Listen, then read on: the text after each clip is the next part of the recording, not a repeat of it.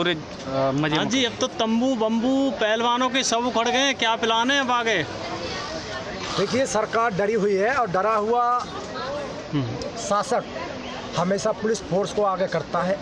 अभी हमारा जन आंदोलन बन चुका है।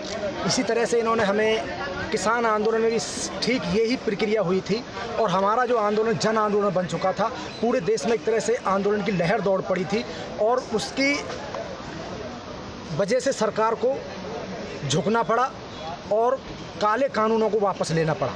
तो सरकार इस भ्रम में न रहे कि हमने जो हमारे लिए एक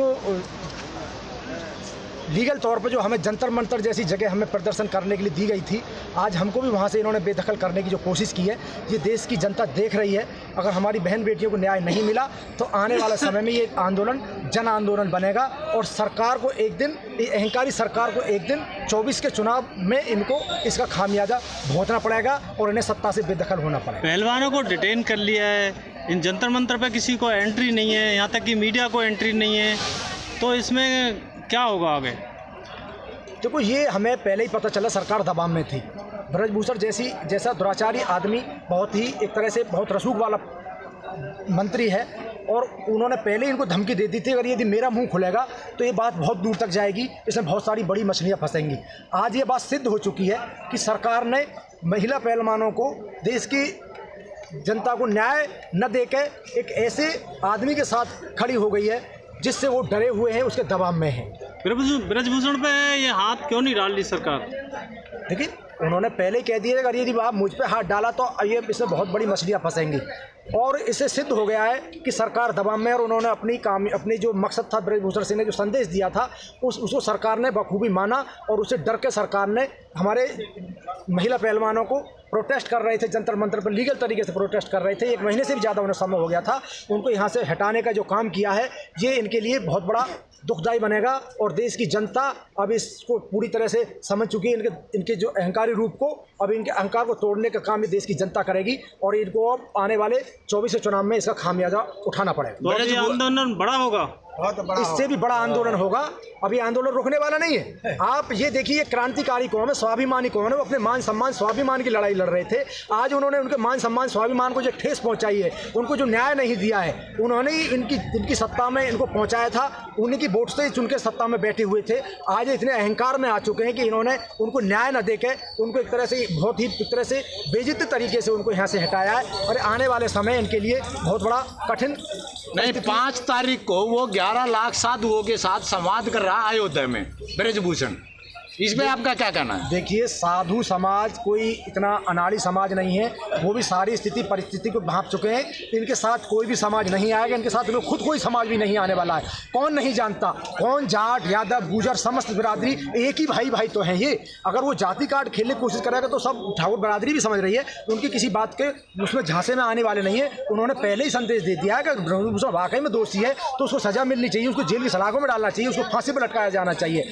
और ब्रजभूषण सिंह की समझदारी इसी में थी, उनकी अगर यदि उनको थोड़ा भी शर्म हया होती तो उन्हें अपने आप ही कानून के हैंडओवर कर देना चाहिए था और उनको न्याय के लिए लड़ना चाहिए था। अगर वो सत्य थे तो उसमें जाहिर हो चुका है कि वो बिल्कुल झूठ थे और उन पर लगाए हुए आरोप सारे सत्य हैं, इसलिए वो अब तरह तरह के आरोप लगाकर अपने बचाने की कोशिश करते हैं। सर, एक तरफ तो कविता भी लिखते हैं, तो कुछ लिखा है इस पे? देखिए, मैंने जो इस सरकार ने इनको डराने का जो काम किया है, मैं आपको अभी तक मैं इतनी कविता लिख चुका हूँ और मैं आपको सुनाता रहूँगा। जिस तरह से इन कौम को हमको डराने की कोशिश की है, ये डरने वाली कौम नहीं, ये डरने वाली कौम नहीं, तुम क्या हमें डराओगे, ये डरने वाली कौम नहीं, तुम क्या इसे डराओगे। अमर है इतिहास हमारा, अमर है इतिहास हमारा, तुम क्या इतिहास मिटाओगे, ये डरने वाली कौम नहीं, तुम क्या इसे डराओगे।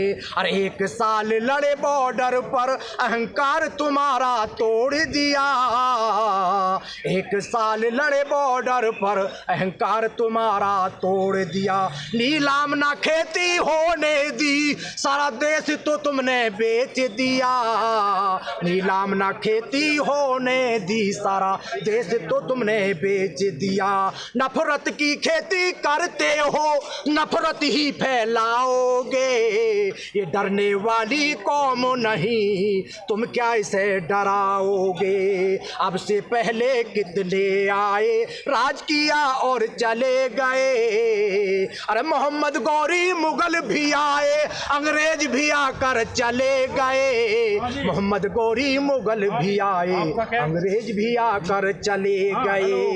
हाँ जी, हाँ जी, बोलो क्या पूछ रहे हैं किस लिए आए हो, कहाँ से? ये हमारा जो धरना प्रदर्शन चल रहा था, हमारी आवाज वहाँ नहीं उठा, हम रोड पर अपनी बात रख रहे आप हैं। चलिए अब यहाँ से। हाँ, बताइए समस्या बोलिए। हाँ, समस्या ये कि यहाँ से चलो आप बताओ। कहाँ जाए बताओ तो, कहाँ यहाँ जाए पुलिस बताओ। यहाँ से आए हो, वहाँ चले नहीं करने दे रहे, सारे पुलिस वाले सारे जंतर मंतर से बाहर से भी डिटेन कर रहे हैं, पता नहीं इनकी मजबूरी क्या है, सरकार के साथ खड़े हैं। आपके कहने से न जाए, ये मानना, लाठी चलाना। नहीं सर, एक चीज है, मीडिया बाद में बात करना। हम जा रहे हैं रोड पे भी खड़े नहीं हो सकते, जंतर मंतर की बाउंड्री से बाहर है। 144 लगी हुई है यहाँ पे, पता है? धारा 144 बता रहे हैं ये लोग, पूरी दिल्ली में धारा 144 लगा रखी है, जबकि यहाँ दो तीन लोग ही खड़े हैं। तो आपका क्या कमेंट है, कमेंट करके बताएं। Thank you.